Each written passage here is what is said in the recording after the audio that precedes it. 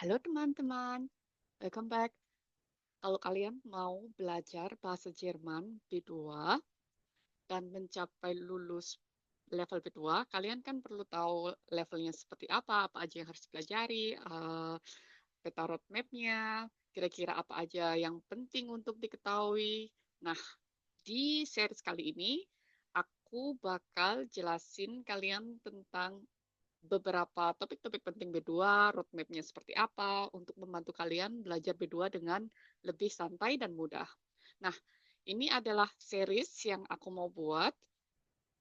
Di series ini, Deutsch B2 Bootcamp, belajar B2 sambil ngopi, aku bakalan jelasin semuanya ke kalian, dan series ini akan ada setiap minggunya, 1 sampai 2 videos. Jadi kalian bisa tonton video ini sambil ngopi dan belajar bahasa Jerman B2 dengan santai. Oke, kita langsung aja.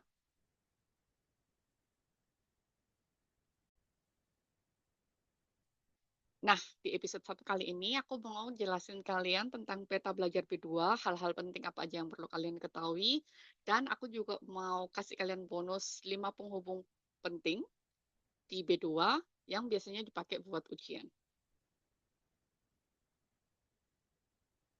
Nah, sebelum itu kalian kan perlu tahu kira-kira B2 ini perlu bisa apa aja sih kayak gitu. Nah, di sini kalian bisa lihat kalau misalnya di level B2 itu kalian perlu tahu main ideas of complex text, jadi bisa paham tentang kompleks teks atau kompleks mendengar, kompleks berbicara. Jadi kalian pakai beberapa struktur kata yang jarang banget dipakai di B1. Jadi kalian bisa memahami misalnya tulisan di koran atau tulisan di berita, dan kalian juga bisa menggunakan berbagai macam pilihan gramatik, kalian bisa umschreiben atau mengolah kata. Jadi nggak cuma pakai satu kata buat bilang misalnya maaf, Entschuldigung, jadi kalian bisa bilang tut mir leid, das meinte ich nicht so, atau kosakata lainnya yang biasanya dipakai buat B2 di ujian dan di ujian tertulisnya. Nah, jadi itu ekspektasinya dari CFR, bahasa Jerman, tujuannya apa atau goalnya apa kalau belajar B2. Nah, di B2 roadmap ini kan ada beberapa hal yang perlu kalian ketahui. Untuk mencapai B2 kan ada beberapa grammar yang perlu kalian kuasai, misalnya konjungtif zwei, pasif, relatif Sätze, konektoren, terus preposisi genitif, dan masih ada banyak lainnya. Jadi ini salah satu contohnya yang paling sering dipakai yang aku sebutin. Jadi 5 grammar ini. Kemudian ada juga vocabulary-nya, kalian perlu tahu beberapa idioms, beberapa sinonim, yang kayak tadi aku bilang seperti Entschuldigung atau tut mir leid, itu perlu kalian tahu beberapa sinonim buat mengucapkan sesuatu, kemudian gimana caranya mengungkapkan kosakata dengan formal, jadi formalnya ada apa aja, terus topik-topiknya itu apa aja, biasanya yang dikeluarin di level B2 kayak seperti Nachhaltigkeit kayak gitu.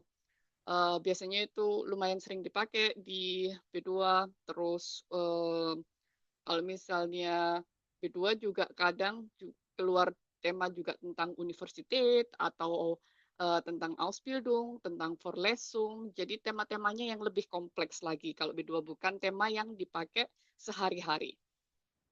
Kemudian ekspektasinya kalau B2 sekitar 3.000 sampai 4.000 kosakata yang bisa kalian keluarkan. Jadi yang kalian miliki sekitar sekitar itu kosakatanya.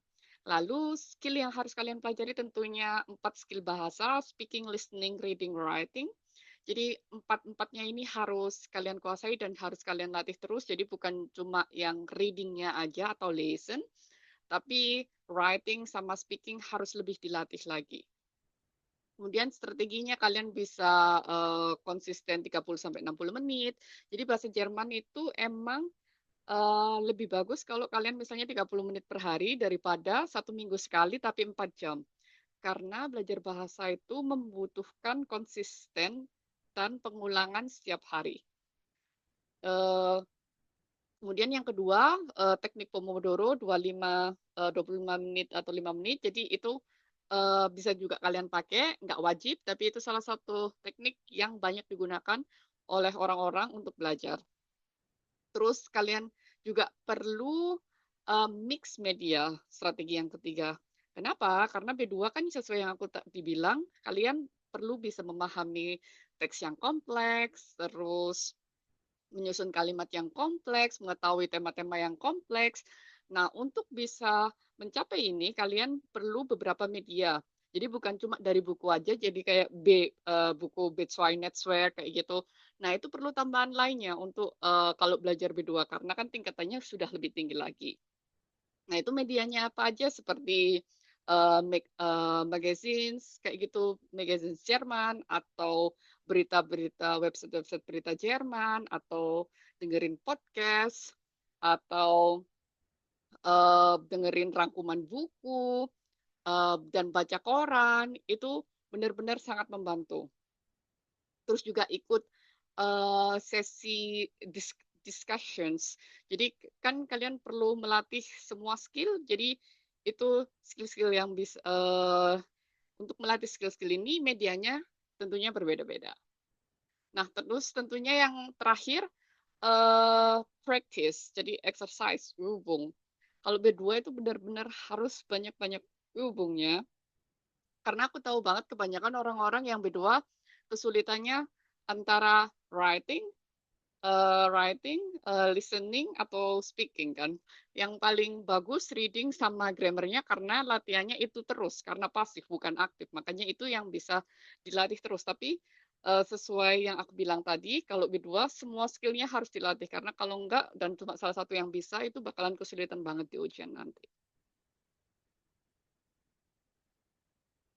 Nah, kesalahan umumnya tadi, di level B2 seperti yang udah aku jelasin, itu fokusnya di grammar dan lupa memperbanyak kosakata. Di B2 itu kosakata kalian harus lebih kompleks lagi, jadi kalian harus banyak-banyak belajar idioms, banyak-banyak belajar topik baru, banyak-banyak belajar sinonim. Terus kalau kalian nonton film bahasa Jerman atau berita bahasa Jerman atau podcast, coba juga tonton tanpa subtitle. Kira-kira kalian seberapa persen pahamnya, berapa persen gitu? Apakah 50%, 20%? Seperti itu. Untuk mengetes kemampuan mendengar kalian. Terus karena sesuai yang aku bilang tadi, kebanyakan kan orang-orang cuma latihan pasif. Jadi menulis sama berbicaranya kurang. Nah, itu perlu ditingkatkan lagi. Nah, kali ini aku juga mau bahas penghubung penting, konektoren yang biasanya dipakai banyak banget di B2. Yang pertama adalah obwohl. Obwohl itu walaupun, jadi misalnya obwohl es regnet, gingen wir spazieren. Walaupun itu hujan, kami tetap pergi jalan-jalan. Jadi itu obwohl, artinya walaupun. Jadi kalimat yang kontradiksi dipakainya. Terus yang kedua, damit, supaya. Nah, contohnya, ich lerne viel, damit ich die Prüfung bestehe. Jadi kalau damit itu berarti hubungan sebab akibat. Kalau obwohl sesuatu yang kontradiksi, kalau damit hubungan sebab akibat. Jadi aku ngerjain A supaya B, kayak gitu. Kemudian yang ketiga, itu sodas, sehingga. Jadi contohnya kayak es war laut, sodass ich nicht schlafen konnte. Itu juga hubungan sebab akibat. Jadi karena itu berisik banget, aku jadi gak bisa tidur. Jadi kalau yang sebelumnya yang damit itu kan supaya. Jadi kalau aku ngerjain A, ekspektasiku B. Kalau yang kedua, yang sodas ini, gara-gara A, aku jadi B gitu. Hubungan sebab akibatnya seperti itu. Jadi perbedaan dua hubungan sebab akibat sodas sama damit. Terus yang ketiga, yang keempat, trotzdem, artinya meskipun begitu. Misalnya, es regnete, trotzdem gingen wir spazieren. Nah, trotzdem ini sama kayak obwohl dipakainya, mirip-mirip.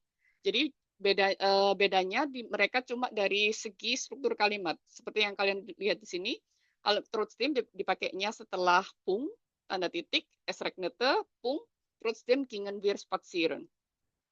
Kalau misalnya obwohl, dia pakai koma obwohl es regnete, koma, gingen wir spazieren. Jadi mereka ini penggunaannya sama, cuma beda di struktur kalimat cara penulisannya aja.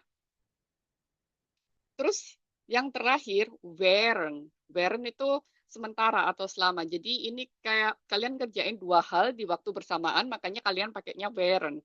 Contohnya, während ich koche, hört ihr Musik. Atau jadi di waktu bersamaan, dua kegiatan yang berbeda itu nggak harus kita, bisa juga orang lain. Jadi während ich koche, hört ihr Musik. Atau kalau kamu mau, kalau kamu lagi masak dan lagi dengerin musik juga, ya udah pakai aja während ich koche, höre ich Musik. Jadi kalian masak dan dengerin musik secara bersamaan. Itu fungsinya während. Nah, buat challenge kalian, tadi kan aku udah jelasin nih 5 konektoren. Damit, Sodas, Obwohl, Trotzdem, sama während. Nah, kira-kira kosakata atau kata penghubung mana yang pas untuk kalimat nomor 1, kalimat nomor 2, dan kalimat nomor 3? Kalian coba tulis di kolom komentar ya jawabannya. Dan aku saranin banget sebelum episode kedua dari series ini, selama seminggu ini kalian buat satu kalimat per hari pakai salah satu atau semua dari 5 kata penghubung atau konektoren yang udah aku jelasin sebelumnya. Dan kalian tulis di kolom komentar. Jadi kalian nggak cuma jawab latihan ini, tapi kalian juga tulis satu kalimat per konektor yang kita bahas tadi di kolom komentar. Jadi menjawab soal dan membuat soal sendiri. Jadi kan kalian juga bisa latihan menulis. Dan minggu depan di episode selanjutnya kita bakal bahas konjunktif coy. Konjunktif coy itu apa? Let's see on the next video. So, thank you for watching. Semoga informasi ini bermanfaat. Kita belajar lagi bahasa Jerman berdua next time sambil ngopi bareng. Tschüss!